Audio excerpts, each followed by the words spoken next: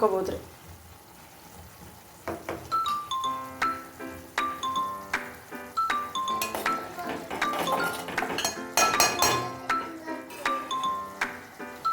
ಈಗ ಎಲ್ಲ ಹುಳಿ ಕುದಿಲತ್ತಲ್ರಿ, ಹುಳಿ ಒಳಗೆ ಖಾರ ಉಪ್ಪು ಅದೆಲ್ಲ ಕುದ್ದಲ್ರಿ, ಅರಿಶಿಣ ಎಲ್ಲ ಕುದ್ಮೇಲೆ ನಾ ಶೇಂಗಾ ಪುಡಿ ಹಾಕ್ಕೊಳತ್ತೀನಿ ರೀ. ಈಗ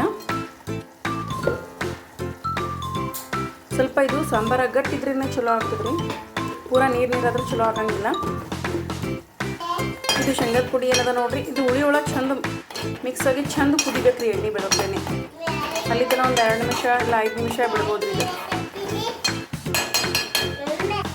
ಈಗ ನೋಡ್ರಿ ಎಲ್ಲ ಶೇಂಗಾದ ಪುಡಿ ಒಳಗಿಂದ ಎಣ್ಣೆ ಬಿಡಾತದ ನೋಡ್ರಿ.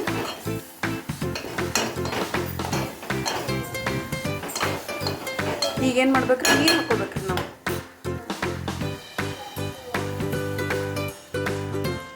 ನಾನು ನೋಡ್ರಿ ಇದ್ರಲ್ಲೇ ಒಂದು ಹಾಕಿ ನೋಡ್ರಿ ನೀರು.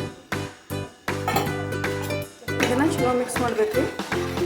ಬೇಕಾದ್ರೆ ಇನ್ನೊಂದು ಸ್ವಲ್ಪ ನೀರು ಹಾಕೋಬೋದು, ಬೇಡ ಅಂದ್ರೆ ಇಷ್ಟೇ ಬಿದ್ದು ಬಿಡ್ಬೇಕ್ರಿ. ಸಾಂಬಾರ ಕುದಿಸ್ಬೇಕ್ರಿ. ಸಾರು ಎಷ್ಟು ಕುದಿಸ್ತೀವಲ್ರಿ ಅಷ್ಟು ಚಲೋ ಟೇಸ್ಟ್ ಆಗ್ತದೆ ರೀ. ಲಾಸ್ಟ್ ಏನು ಮಾಡ್ಲತ್ತೀನಿ ರೀ, ಸ್ವಲ್ಪ ಬೆಲ್ಲದ ಪುಡಿ ಹಾಕ್ಲತ್ತೀನಿ ರೀ. ಸಕ್ಕರೆ ಹಾಕೋತೀರಿ, ಸಕ್ಕರೆ ಹಾಕೋಬೋದು. ನಾನು ಬೆಲ್ಲ ಹಾಕೊಳತ್ತೀನಿ ರೀ. ಬೆಲ್ಲ ಹಾಕೊಂಡ್ರೆ ಸಾರು ಇನ್ನೂ ಸ್ವಲ್ಪ ಟೇಸ್ಟ್ ಹೆಚ್ಚಾಗ್ತದೆ ರೀ. ಇದಕ್ಕೇನು ಮಾಡಮ್ರಿ, 5 ನಿಮಿಷ ಕುದಿಲಕ್ಕೆ ಬಿಡಬೇಕು, ಚಂದ ಕುದಿಬೇಕ್ರಿ ಇದು. A few moments later.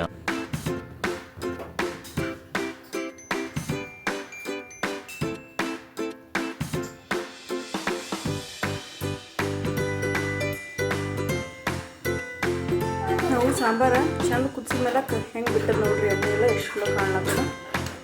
ಚಂದ ಕುದಿಸ್ಬೇಕ್ರಿ, ಕುದಿಸಿದ್ರೆ ಚಲೋ ಆಗ್ತದೆ. ಇದು ಚಪಾತಿ, ರೊಟ್ಟಿ, ಅನ್ನ ಎಲ್ಲದನ್ನ ಹಾಕೊಂಡು ತಿನ್ಬೋದು ರೀ. ಶೇಂಗಾ ಸಾರ ಭಾಳ ರುಚಿ ಆಗ್ತದೆ ರೀ.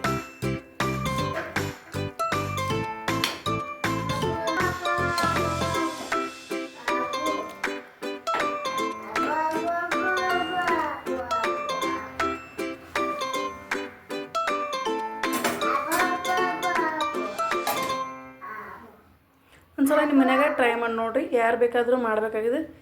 ಈಸಿ ರೆಸಿಪಿ ಅದ ನೋಡಿರಿ ಇದು.